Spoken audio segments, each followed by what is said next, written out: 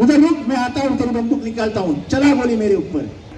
मैंने उनको पहला ही बोला था कि कोई कुछ नहीं करेगा, शांति से बैठेंगे और घर चले जाएंगे। ये जो 6-6, 7-7 मशीन गन लगाई है, ये हमको अपमानित करने वाली है। कितनी औरतें 2-2 घंटा पहले काम पे पहुंच जाती है कि ताकि मुझे चढ़ने मिल जाए।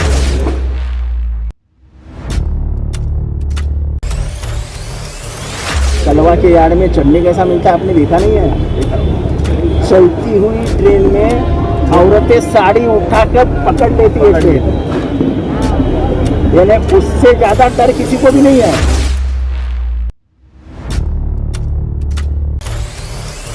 यहाँ के कुछ पागल लोग व्हाट्सएप पे घुमाते रहते, जितेंद्र आवाड़ कहाँ है, जितेंद्र आवाड़ यहाँ है और मेरा रेलवे से कुछ लेना देना नहीं तो भी लड़ रहा।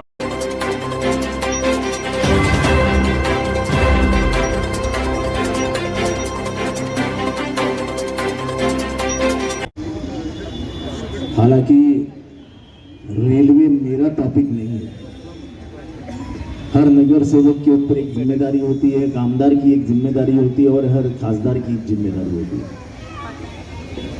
संसदीय गणतंत्र की प्रणाली में हर एक को एक एक अधिकार दिया हुआ।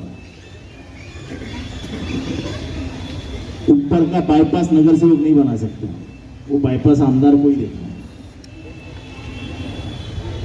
मुंब्रा और कौसा की गटर जो है वो ये नगर सेवकों की देती है, वो खासदार आके नहीं देखेगा, लेकिन खासदार को आके रेलवे देखेगा।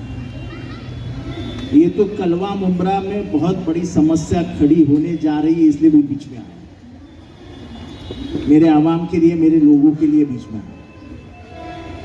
ये आवाज उठी पहले कलवा से।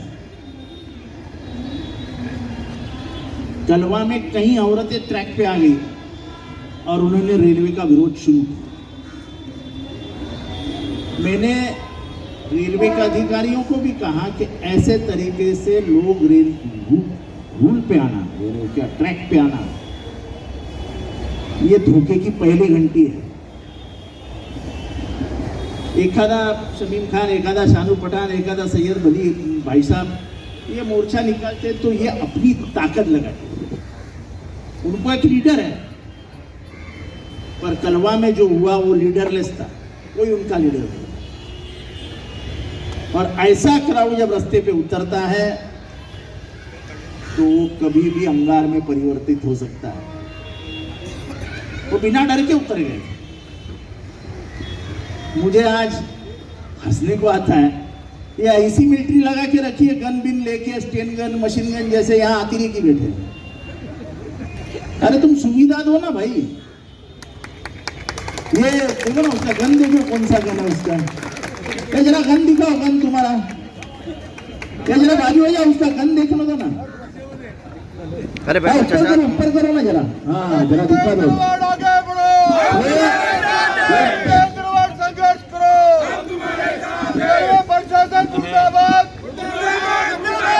जिसने अभी गन उठा के देखी है ना, दिखाई है ना, उसको बोलना चाहता हूँ, ये भारत के लोग हैं, ये गांधीवादी लोग हैं, तुम्हारे गोलियों से और तुम्हारे बंदूकों से नहीं डरते। वो हिम्मत फिर से मत दिखाओ बंदूक दिखाने की। अभी यहाँ से उठ के तेरी बंदूक छूट के दिखाता हूँ। क्या हिम्मत दिखा रहा है क्या बंदूक दिखा के ऊपर? डराना चाहता है क्या? उधर रुक, मैं आता हूँ, तेरी बंदूक निकाल। क्या हिम्मत दिखा रहा है क्या बंदूक दिखा के ऊपर? डराना चाहता है क्या? उधर रुक, मैं आता हूँ, तेरी बंदूक निकालता हूँ, चला गोली मेरे ऊपर। इसको बोल रहा है रे? अरे आवाज साहब आगे बढ़ो। यानी शांत बैठे लोगों को ये ऐसे बंदूकें दिखा के डराना, ये अच्छी बात नहीं है। गणतंत्र को शो, हम हमारी मांग के लिए बैठे ना। मैंने उनको पहला ही बोला था कि कोई कुछ नहीं करेगा, शांति से बैठेंगे और घर चले जाएंगे। सभी ऊपर के अधिकारियों को बोला था कि हम शांत बैठेंगे और ऊपर से चले जाएंगे। ये जो 6-6, 7-7 मशीन गन लगाई है, ये हमको अपमानित करने वाली है। और अगर ये ऐसे ही खड़े रहे तो हम ट्रैक के ऊपर चलते चले जाएंगे। इनको बाजू हटाओ। ये जो मशीन गन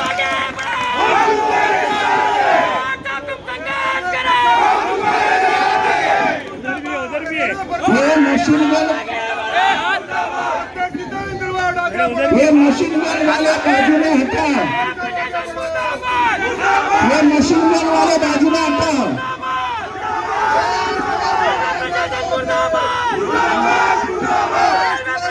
चलो बैठो बैठो बैठो।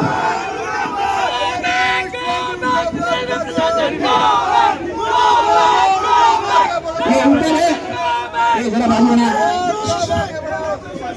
ये मशीन गन वाले और ये टोपी वाले तुम लोग हट जाओ। ये पुलिस वाले खड़े रहे, मशीन गन वाले हटाओ उनको। चलो हटाओ।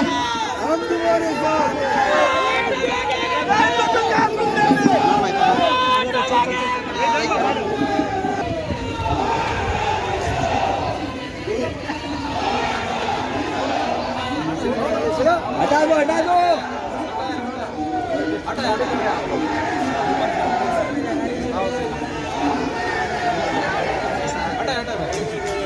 थांबणाऱ्या 21 सेमीफास्ट फास्ट लोकल आहेत त्या व्यवस्थित करा। हे जे प्लॅटफॉर्म आहेत जिथनं आता एक्सप्रेस आणि मेल धावत आहेत ते इथनं धावता कामा नाही, त्यांच्यासाठी ट्रॅक आहे वेगळा। ह्या ट्रॅकमुळे या सगळ्या बिल्डिंगी हलायला लागतात। मला स्वतः स्टेशन मास्टरनी सांगितलं की माझी बिल्डिंग पडायला आली। याचा जो आवाज आहे तो सर्वोच्च न्यायालयाने ज्या आवाजाच्या मर्यादा घालून दिल्या आहेत रात्रीसाठी, त्या सगळ्या मर्यादा तोडणारा आवाज आहे। पोलिसांनी रेल्वे विरुद्ध केस दाखल करायला पाहिजे आणि आम्ही करणार आहोत। मुंबईतही करणार आहोत आणि कळव्यातही करणार। तो रेलवे को इसके ऊपर सोच विचार करना पड़ेगा, नहीं तो हमको आंदोलन के सिवाय कोई पर्याय नहीं है। सर्वसामान्य इथं जमलेले आहेत, कुठेतरी पोलीस बंदोबस्त मोठ्या प्रमाणात लावला, दबावाखाली हे काम करत आहे। मोठ्या प्रमाणात पोलीस बंदोबस्त लावण्यात आलेला आहे, दबावाखाली कुठेतरी असं आहे की ही जी पद्धती आहे ना, की पोलीस लावायचे, मशीन गन घेऊन यायचं, रेल्वे प्रवासी आहेत, अतिरेकी नाही आहे। महाराष्ट्र आहे, महाराष्ट्र म्हणजे काश्मीर नाही आहे। माझ्यासमोर 20 टोपी घातलेले मशीन घेऊन उभे आहेत आणि तो बेशरम माणूस, मी म्हटलं बंदूक दाखवतो, तर वरती बंदूक करून दाखवतो। बंदुकीला कोण घाबरत नाही हो, काय गोळे एकदा माराल ना। रिपीट इन हिंदी सर, ये बात रिपीट कीजिए हिंदी। गोळी एकदा लागेल ना, एकाला गोळी लागली तर 1000 जण गोळी घ्यायला तयार होतील, तेवढ्या गोळ्या तुमच्याकडे। पद्धत बरोबर नाही। मी रेल्वेला गेलो होतो, मी विटीला पोचलो, बाहेर बघतो तर मी चालतोय, माझ्या बाजूला 100 मशीन गन धारी होते, 100। अरे मी लोकशाही मधला लोकप्रतिनिधी गेलो आहे ना, अपॉइंटमेंट मागून गेलो आहे ना। माझ्याबरोबर किती लोक आहेत ते तर तपासा। पण हे घाबरवण्याचे जे प्रकार आहेत ना, त्याचा धूम दिसतोय। कोणी घाबरणार बिघडणार? ट्रेनमध्ये मारायचं तर तुमच्या गोळ्या खाऊन मारू। तर आणखी एसी लोकल ट्रेन वाढणार आहे, 200 अधिक हार्बर सेंटर वेस्टर्नला। मला वाटतं भविष्यात रेल्वेचं प्रायव्हेटायझेशन होणार आहे, भविष्यात सर्व नॉर्मल लोकल बंद करणार आहेत आणि भविष्यात हे दाखवण्यात येणार आहेत की लोकांची आर्थिक स्थिती किती मजबूत झाली आहे, की लोक आता स्वतःहून एसी ट्रेननी प्रवास करतात ना प्रयत्न, की मागच्या 7 आठवड्यात तिपटीने मागणी झाली आहे। स्वतः मला DRMनी सांगितलं की 10 ट्रेनमध्ये 5700 प्रवासी जातात। स्वतः DRMनी सांगितलं की कुठे साक्षीदार आहेत ना, म्हणजे दिवसाला एका ट्रेनमधनं 570 आणि एका नॉर्मल ट्रेनमधनं 6000 लोक जातात। कशी तुलना करणार तुम्ही? तर 90% तुमच्या बाजूने, सर्वसामान्य 10% मात्र विरोध करतात। अरे ते बरोबर ना, त्यांचा विरोधाला माझं काही म्हणणं नाही, पण लोकशाहीमध्ये 90%नाच अधिकार असतात।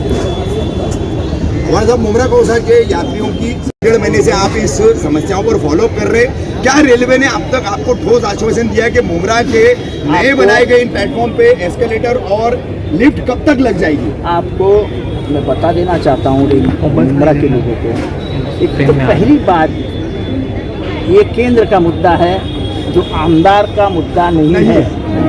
यहाँ के कुछ पागल लोग व्हाट्सएप पे घुमाते रहते, जितेंद्र आवाड़ कहाँ है, जितेंद्र आवाड़ यहाँ है, और मेरा रेलवे से कुछ लेना देना नहीं तो भी लड़ रहा हूँ। आप घर में बैठ के व्हाट्सएप घुमाओ।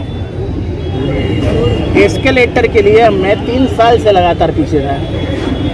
शायद ये किसी को मालूम नहीं कि यहाँ पे जो जगह थी, वो जगह क्या नाम था रे उसका, सलीम कुरैशी करके एक आदमी था।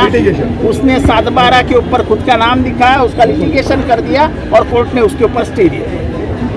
अब जाके कहीं वो स्टे बाजू में गया है, काम शुरू गया है और उन्होंने मुझे लेटर दिया है कि जनवरी के 1 तारीख तक सब शुरू हो जाएगा। लेकिन कल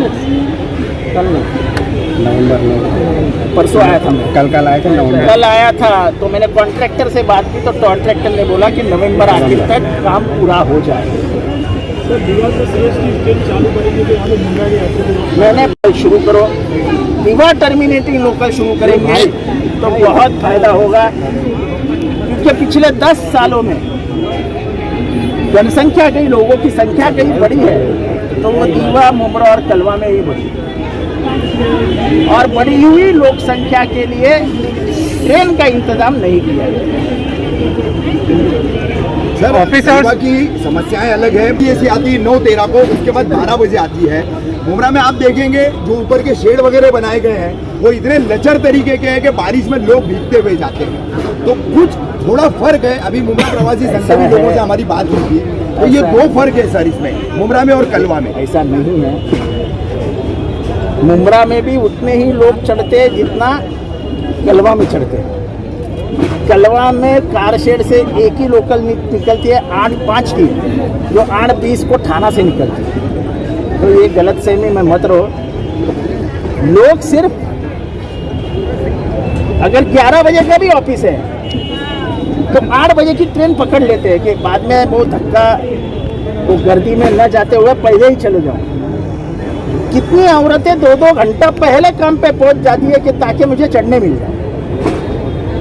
और आपके मालूमात के लिए बताता हूँ कि आप जो लोगों को बताए गए ना कि क्या कलवा के यार्ड से, कलवा के यार्ड में चढ़ने कैसा मिलता है, आपने देखा नहीं है? चलती हुई ट्रेन में औरतें साड़ी उठाकर पकड़ लेती है ट्रेन, यानी उससे ज़्यादा डर किसी को भी नहीं है। ये तो अब जिंदगी जीने का तरीका बम्बई का है कि जान दाव पे लगा के ही चलते, जान हथेली पे ही लेके चलते। तो ये तुलना नहीं हो सकती है। यातायात करने वाला प्रवासी हो, चाहे थाना का हो, मुमरा का हो, कलवा का हो, दीवा का हो, बदलापुर का हो, उसकी समस्या एक ही है कि वो टिकट के लिए पैसा देता है, लेकिन टिकट निकालने के बाद उसकी जान खतरे में। सर रेल्वे प्रसिद्धी पत्रक काढते 60% प्रॉफिट मध्ये झोपली होती। आमचं म्हणणं एसीला किती फायदा होतो तो नाही आहे, आमचं म्हणणं आहे गरिबांसाठी काय करता ते सांगा। आमच्या लोकल पूर्ववत सुरू करा। तुम्ही 24 तासासाठी रेल्वे द्या, आमचं काय म्हणणं नाही, पण आमच्या सुविधा काढू नका। आपकी लड़ाई की रणनीति क्या है सर? आप प्रवासियों को एकत्र कर रहे हैं, अब आगे किस तरीके से लड़ाई लड़ी जाएगी? देखो आगे होता है।